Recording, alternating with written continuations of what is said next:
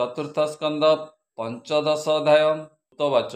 मैत्रेय वाक्य शुणी कर्णे आनंद विदुर रमने ध्रुव जे जननी समेते निश्चिंते कल्पे परिजन्ते बसिला जाई ध्रुव पदे ज्योतिष्क गण चक्र मध्ये। विदुरवाच मैत्रेय पादे कर देई आनंदे विदुर पूछई भो मुनि प्रचेता बोधने ध्रुव जे गला निज स्थाने केवण वंशे किबा जाति कहार पुत्र से बोलांती पूर्वे नारदर वचने यज्ञ आरंभ केमु जने हरि को क्रिया जोगे पाई भवु तरिले दश भाई जे धर्म पाଳି प्रचेत यज्ञ रे विष्णु करी तोष से कथा कह मुनि मते संसारु तरिबि जेमन्ते। मैत्रेय ध्रुवर पुत्र गुणधाम ज्येष्ठ उत्कल तार नाम ताहाकु अधि राज्य स्थापी ध्रुव जे गला शून्य व्यापी से बसी राजार आसने उत्तम रत्न सिंहासने दुख न लभी दुख मने पितार यात्रा शुणी कर्णे से जे स्वभावे आत्मज्ञानी समदर्शी बुद्धि ज्ञानी देखई सर्वभूते हरि स्थावर जंगमादि करी हेमत पद बोधर से गुण प्रभाए से नमिसे जडांग जोगींकर प्राय भस्म भूषित शुद्ध दे बुलाई नाना मार्गे लुचि के पारे तार गुण लेखी हेमत तार गुण देखी बंधु बांधव मने दुखी मंत्री अमात्य माने मिली राज्य रक्षणे नित्य बाळी बसरता अनुज नाम सुंदर सर्वगुण दाम ताहार कुशल विचारी स्वराजे अभिषेक करी स्थापिले नृपति आसने मन्ते गला केते दिने सुविथि नामे पत्नी तार जोषित गणेश गभीर तार उदरे पुत्र जात होइले गुणे अप्रमित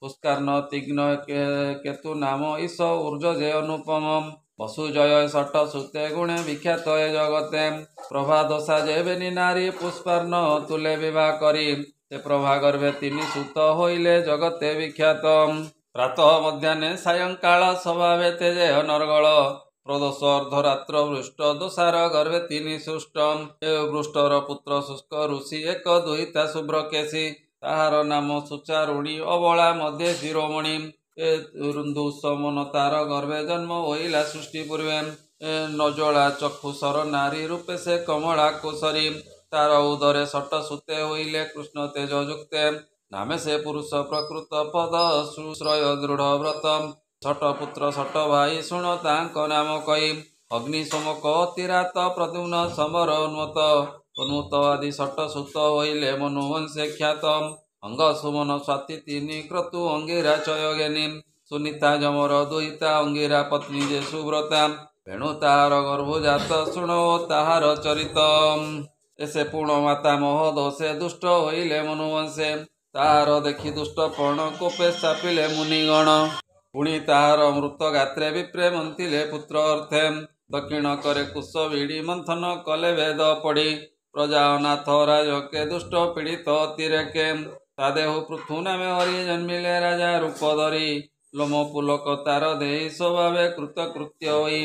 विदुरवाच जेहंसे साधुशील बुद्धि सर्वलक्षण श्रेष्ठ निधि ब्राह्मण प्रजा रक्षा करी से सर्वधर्मे अधिकारी जेबेणु नामे तार सुत दुष्ट होइले से केमंत प्रजाए राजा दुष्टपणे भये पशिले घर वने किंपा ब्राह्मण कोप कले ताहाकु ब्रह्मदंड देले से विप्रवर सर्वज्ञाता आगम निगम करता एते अन्याय किंपा कले राजांकु घोर साप देले राजांक शरीर निश्चले बसंती सर्वदिग पाळे से राजा विष्णु तेज वही स्वधर्मे प्रजांको पाळई जमर सुता सुत जेणु दुष्ट होइले अवा तेणु एकथा कह मुनि मते संशय न रहु मो चित्ते।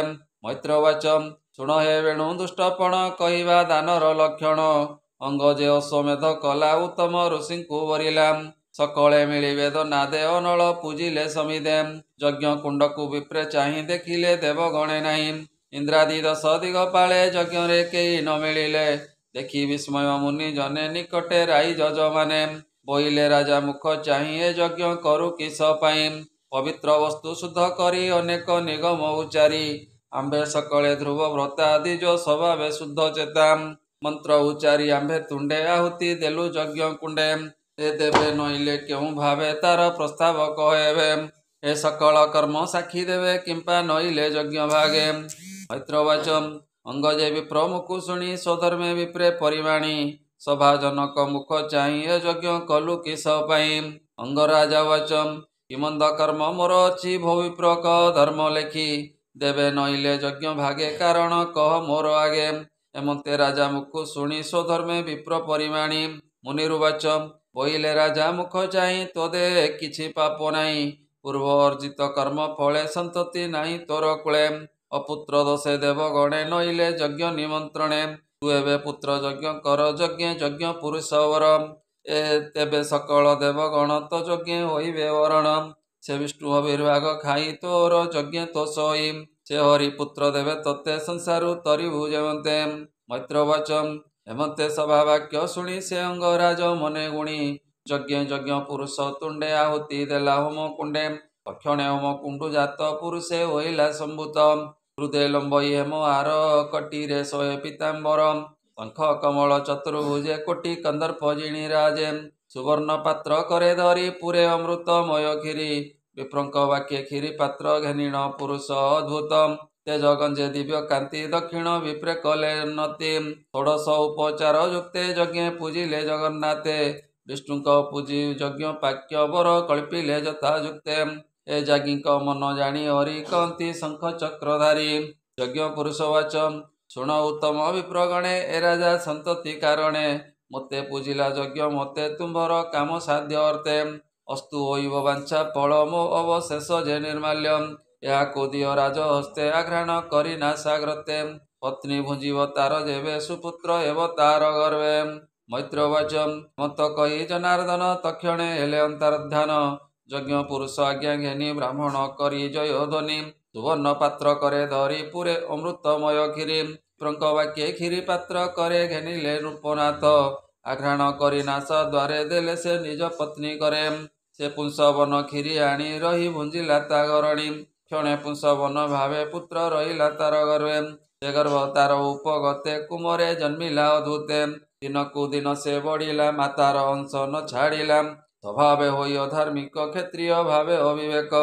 ନିରତେ ଧନୁଶର ଧରି ବନେ ମୃଗୟା ନିତ୍ୟ କରି। ତୁଲ୍ୟ ବୟସ ଶିଶୁ ମେଳେ ଯେବେ ଖେଳଇ କୌତୂହଳେ। ତାହାକୁ ଦୁଷ୍ଟପଣେ ଦୃଢ଼େ ଚରଣେ ଚାପି ମୁଣ୍ଡ ମୋଡ଼େ। ଏମନ୍ତେ ତାର ଦୁଷ୍ଟପଣ ରାଜାର ଅଗ୍ରେ ପୂଜା ପ୍ରଜାଜନ। ରୋଦନ କରି ଉଚ୍ଚ ତୁଣ୍ଡେ କର ଅଞ୍ଜଳି ଦେଇ ମୁଣ୍ଡେ। କହନ୍ତି ବେଣୁ ଦୁଷ୍ଟପଣ ରୋଦନ କରି ପ୍ରଜାଗଣ। ଏମନ୍ତେ ପୁତ୍ର ଗୁଣ ଶୁଣି ବଳେ ପୁତ୍ରକୁ ଘରେ ଆଣି। ନାନା ପ୍ରକାର ଧର୍ମ କହି ଅନେକ ମତରେ ବୁଝାଇ। ଶୁଣନ୍ତେ ନାନା କୋପ କରେ ପିତାର ବଚନ ନ ଧରେ। ଦିନକୁ ଦିନ ଦୁଷ୍ଟପଣେ କୋପ ବହିଲେ ପ୍ରଜାଗଣେ। ଅଙ୍ଗ ତାହାର କର୍ମ ଦେଖି ଭାଳଇ ଅତି ଦୁଃଖେ ଦୁଃଖୀ। ପୁତ୍ରକୁ ପୁତ୍ର ବିଚାରେ ଚିତ୍ତ ନ ରହେ ତାର ଘରେ। ରଜନୀ ଅର୍ଦ୍ଧେ ନୃପ ବର ମନ୍ଦିରୁ ହୋଇଲା ବାହାର। ବନେ ପଶିଲା ନରପତି କେହି ନ ଜାଣେ ତାର ଗତି। ତାହାର ପାତ୍ର ମନ୍ତ୍ରୀ ଗଣେ ଅନେକ ଖୋଜି ଘୋର ବନେ। ନ ଦେଖି ନଗରେ ମିଳିଲେ ଅନେକ ପ୍ରକାରେ ଭାଳିଲେ। କହି ବିପ୍ର ଜଗନ୍ନାଥ ଭାଷା ପ୍ରବନ୍ଧେ ଭାଗବତମ୍। ଶ୍ରୀମଦ୍ ଭାଗବତେ ମହାପୁରାଣେ ପାରମହଂସ୍ୟାଂ ସହିତାଂ पयासिक्यां चतुर्थ स्कंदे अराज्य करणे वेणु जन्मनि नाम पंचदोषोऽध्यायम्। बोल आनंदे एक बार हरि हरि बोल।